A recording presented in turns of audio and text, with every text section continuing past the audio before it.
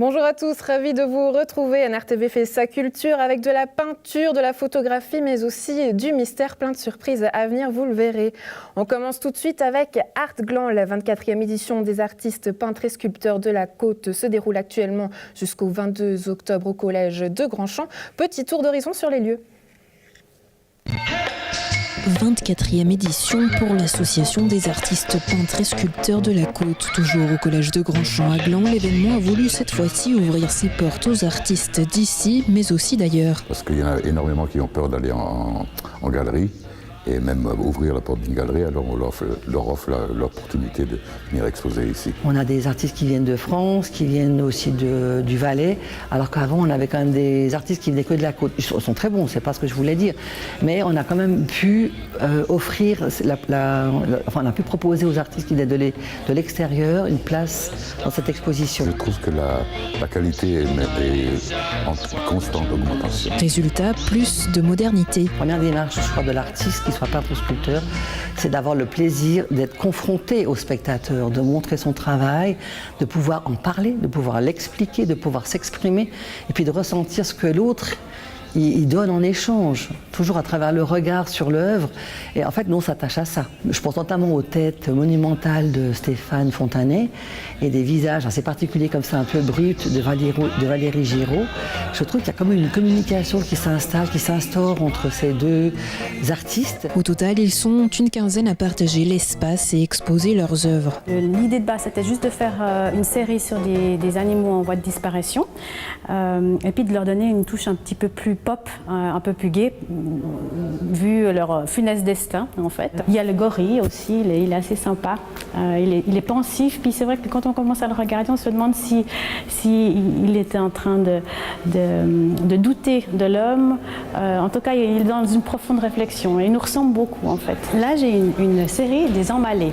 Alors, l'idée de départ, c'était d'utiliser l'expression française « j'emballe les hommes », donc je séduis les hommes, et c'est une expression qui me plaisait beaucoup, puis je me suis dit je vais la prendre aussi au sens propre. J'ai commencé le premier avec du papier à fromage, c'est devenu l'homme à croquer. Ensuite j'ai choisi du papier cadeau, donc ça c'est devenu l'homme à offrir. Ensuite là c'était du papier cellophane pour emballer les fleurs.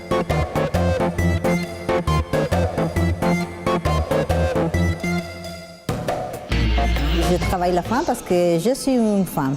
Et il y a le mystère que, en tout cas, même moi, je n'ai pas pu le découvrir. Alors c'est toujours une quête, une recherche qui me fascine. Il y a des gens qui pensent que par le savoir-faire ou la perfection du travail, je suis ancrée sur l'art traditionnel. Mais non, ce n'est pas vrai. Toutes les figures que je fais sont complètement inventées. Ça vient de mon imagination, je ne travaille pas avec un modèle.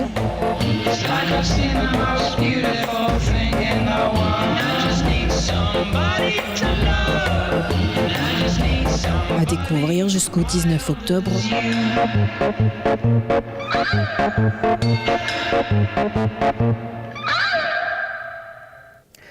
Photographié par Anouche Abrard, des gymnasiens du gymnase de Nyon s'exposent au travers de capsules temporelles, une exposition photographique à voir à l'abri de Genève jusqu'au 22 décembre. Avant de les rencontrer et de leur donner la parole, on vous propose justement une petite capsule pour que vous puissiez voir de quoi il s'agit. Capsule temporelle, un message adressé à soi-même et destiné à être ouvert des années plus tard. 12 élèves du collège de Nyon ont participé à un projet artistique dirigé et photographié par Malika Nindezan, professeur du collège, et le célèbre photographe Anouche Abrard. Au travers d'une véritable mise à nu face à l'objectif et au travail introspectif de l'écriture, les élèves rédigent des lettres à cœur ouvert, des traces de mémoire et de souvenirs. Ils témoignent. Anna Béatrice, 16 ans. Je me suis enfermée, je suis devenue muette. Les gens me disent « tu es trop maigre, tu manges pas assez ». Je me force toujours à manger un peu plus. Mais je n'ai pas de problème de poids. Pendant mon voyage d'études, je ne porte pas de robe pour que les autres ne disent rien. Daniel, 17 ans. Et puis, il y a ma personnalité, bien trop efféminée pour eux. Ils ont parlé derrière mon dos, tous, ils ont dit « c'est un PD ». Peut-être ma voix, je ne sais pas. Romaine, 16 ans. Depuis qu'il a rejoint les étoiles, je continue à être heureuse. Du coup, je culpabilise. Je sais que sa famille souffre beaucoup, mais je ne les aide pas. Je n'ai jamais pu lui dire au revoir. J'ai eu l'occasion de le faire pourtant, mais c'était trop dur. Des mots poignants et criants de vérité, une jeunesse qui dit son mal-être, mais aussi sa force.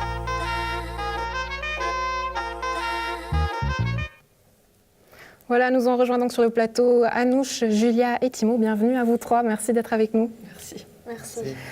Anouche, on a entendu des mots poignants, plutôt durs. Vous attendiez à ça? Non, pas du tout. Non, au départ, avec Malika Nadesan, on avait pensé vraiment que ça soit quelque chose d'assez simple, hein, mais il fallait quand même quelque chose de personnel pour que le projet devienne intéressant.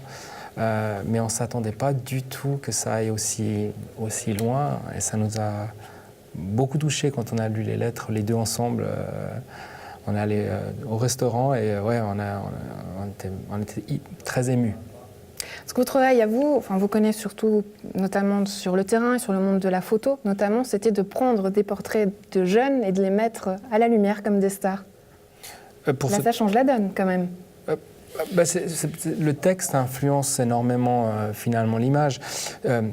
En gros, quand on voit une photo dans une expo, soit l'image elle donne assez d'informations pour qu'on la comprenne, soit on ne la comprend pas et c'est un texte qui va permettre de comprendre, ou des fois même le titre de l'image va permettre de comprendre, et il y aura une sorte de balance entre l'image et le texte qui va influencer le regard qu'on a.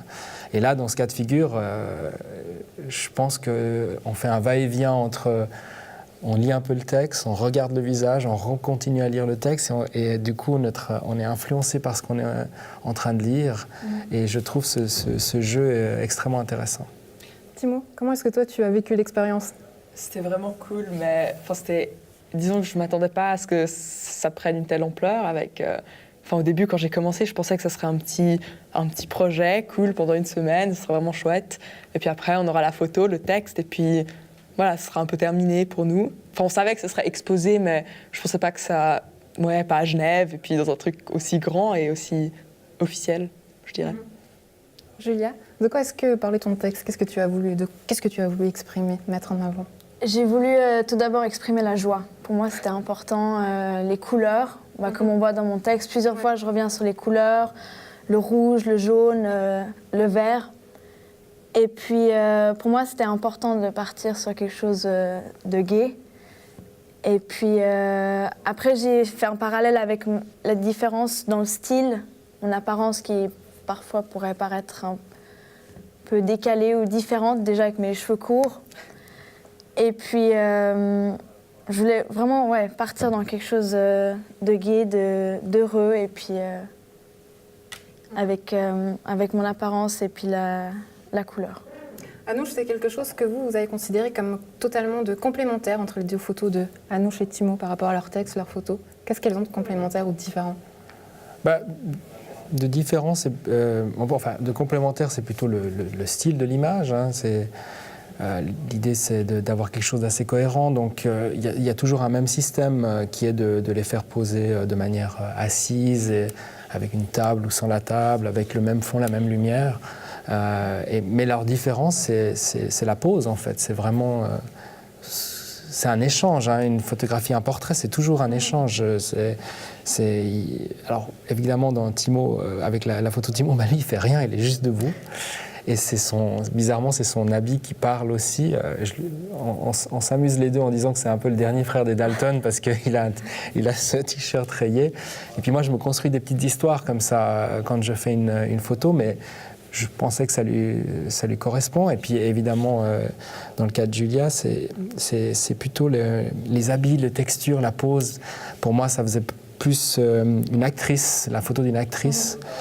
Quoique dans les deux cas, ça peut faire acteur-actrice, mais elle, ça faisait beaucoup plus actrice. Une véritable vocation peut-être chez Julia. Oui, Julia, Julia a énormément de goût pour les habits, et je trouve que pour son âge, elle fait partie des rares personnes qui ont du goût, et puis et ça peut être intéressant de travailler sur ça par la suite. Ouais. Timo, ton histoire à toi, c'était laquelle? Est-ce que tu peux nous la raconter? C'était surtout sur l'univers, enfin un peu le monde en entier plus que genre l'individu de moi. Enfin genre, je pensais que c'était plus important peut-être de parler de tous avec des chiffres, en prenant le fait de l'univers entier ou de tous les hommes qui sont sur Terre. Et je trouve ça plus intéressant que de parler de moi-même parfois. Mais au final, bon, j'étais forcée de parler de moi-même. On m'a un peu forcée, mais en soi, c'est peut-être une bonne chose que je parle un peu de moi. Justement, tu dis un peu forcé. Est-ce qu'au départ, Julia, tu avais un peu d'appréhension de te mettre finalement comme ça, complètement à nu? Oui, complètement. Oui. C'est pour ça aussi que, comment dire? Au début, c'était difficile. Je voulais partir sur un poème. Et puis, je me suis rendu compte que c'était trop compliqué en parlant de moi-même. C'était trop dur. Donc là, Malika, elle est rentrée, puis elle m'a vraiment aidée de partir sur ce que je voulais partir. Elle m'a donné des idées de construction. Et puis au final, j'ai écrit quelque chose, et puis j'ai mon texte. Mais c'était pas facile au début. Vraiment pas facile. Mais je suis contente, et puis je me sens à l'aise avec ce que j'ai écrit, donc c'est cool. Il faut vraiment imaginer la difficulté l'énorme travail qu'a fait Malika, parce que déjà parler de soi, c'est extrêmement difficile. Et Malika a non seulement fait le guide, quoi. C'est vraiment le guide d'une introspection absolue pour aller assez loin dans les textes, mais surtout après de trouver une sorte de style. On s'était mis d'accord au départ. Est-ce qu'il y a pas une certaine forme de voyeurisme finalement? On n'avait pas fait cette demande à la base, d'aller aussi loin. Je leur ai expliqué finalement qu'est-ce que c'est qu'un travail d'art. Et un travail d'art, c'est des contraintes. Et pour que le projet fonctionne, il fallait mettre une petite partie d'eux. Sinon, ça ne marchait pas. C'était authentique. Oui, il faut être authentique, mais ils s'étaient obligés de mettre une petite partie d'eux. Sinon, c'est quelque chose de plat. Ce petit workshop, comme j'appelle, n'aurait servi à rien. Puis ils auraient juste une belle petite photo, puis ça aurait assouvi leur vanité.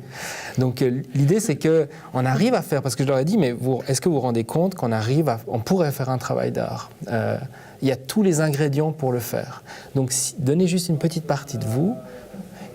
Puis en plus, sur le moment, j'avais dit, mais bon, pas besoin d'aller trop loin. Puis en fait, ils l'ont fait eux-mêmes. Je pense que c'est une sorte de synergie de groupe qui a fait que c'est allé de plus en plus loin. Après, c'est vrai qu'il y a des niveaux, mais... Et puis on ressent, c'est ce qui a été choquant, c'est qu'on ressent finalement une véritable souffrance de la part de ces jeunes. Timo, est-ce que toi, ça t'a frappé? Est-ce que tu pensais qu'il y allait ce thème qui allait ressortir de la part de tes collègues? Non, je pensais pas. Parce que... Disons que j'ai pas forcément vécu... Enfin, il y a beaucoup de choses plutôt choquantes dans les autres textes, et puis j'ai pas forcément vécu ce genre de choses, donc je me rendais pas forcément compte qu'il y en avait qui l'avaient vécu. Justement, est-ce que peut-être avec cette exposition, ces thèmes, ces revendications, est-ce que vous avez envie d'aller plus loin avec cette exposition, Anouche? Moi, ça me choque pas, hein, disons. Je veux dire, et pas du tout. Pour moi, c'est pas du tout du voyeurisme. Ça veut dire, je pense qu'il est même hyper important de connaître. La pensée la pensée des jeunes. Je veux dire, pour moi, c'est pas parce qu'il y a une souffrance dans la jeunesse ou une joie. Enfin, dans les deux cas, ça fait partie de la vie. Hein. Je veux dire, évidemment, j'ai eu des frustrations et des peurs et autres quand j'étais jeune, et ça m'a construit et ça va leur construire. Ce qui est intéressant, c'est d'être confronté à tous ces jeunes en même temps et se dire, voilà, la peur est là pour quasiment tous, ou la remise en question, ou la représentation de soi par rapport à la société. Et effectivement, c'est vrai que ça pourrait être une exposition qui tourne, qui pourrait aller plus loin. Même, je suis en train de me dire que dans 10 ans, il faudrait le refaire, avec les mêmes personnes. Et d'avoir leur évolution.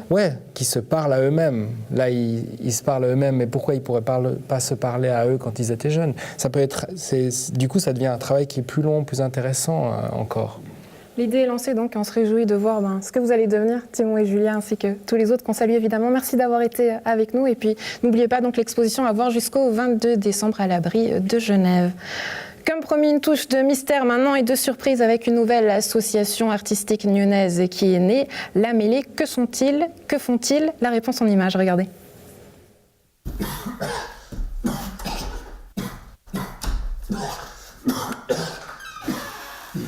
Un événement mystérieux se prépare à la caverne de l'élastique citrique. Une soirée surprise organisée par la nouvelle association La Mêlée, composée de 4 Nyonnais et amis d'enfance. L'idée, c'était de se retrouver et puis on avait envie de participer à la vie culturelle de Nyon et puis d'y amener notre petite folie à nous et de pouvoir ramener tout ce beau monde qu'on avait rencontré sur notre parcours et de pouvoir les amener à Nyon et de pouvoir créer quelque chose ici pour les Nyonnais. La Criée, une création artistique avec pour toile de fond la surprise comme détonateur d'interpellation, de réaction, de pensée, mais aussi de rêve, le temps d'une soirée éphémère. On est parti sur soirée surprenante parce qu'à un moment donné, on se disait on va faire telle soirée, on va annoncer ça ici. Et puis le concept ne nous amusait plus du tout. Il y a une phrase de je ne sais plus qui d'ailleurs qui dit le cirque, c'est le seul endroit où j'ai rêvé les yeux ouverts. Le rôle de l'art, et pour moi le rôle de la surprise, qui est très important dans l'art et qui se perd un petit peu, c'est ça pour moi, qui nous maintient un petit peu en vie. On s'est dit qu'en annonçant rien du tout, les gens allaient venir avec une ouverture d'esprit différente. En tout cas, tu es plus prêt à te faire surprendre, donc tu es plus partant pour une soirée. C'est le défi. Une soirée fracassante avec pour objectif de mélanger des acteurs culturels issus d'horizons et d'univers différents. Le but, c'est qu'on fasse 2 soirées par année. Donc là, la première est le 28 octobre, la deuxième sera sans doute en mars-avril. On commence à l'élastique citrique, à l'ancienne caserne des pompiers de Nyon.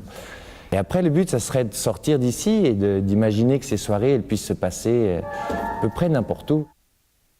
Réinventer, en fait, une soirée à chaque fois, que ce soit jamais la même chose.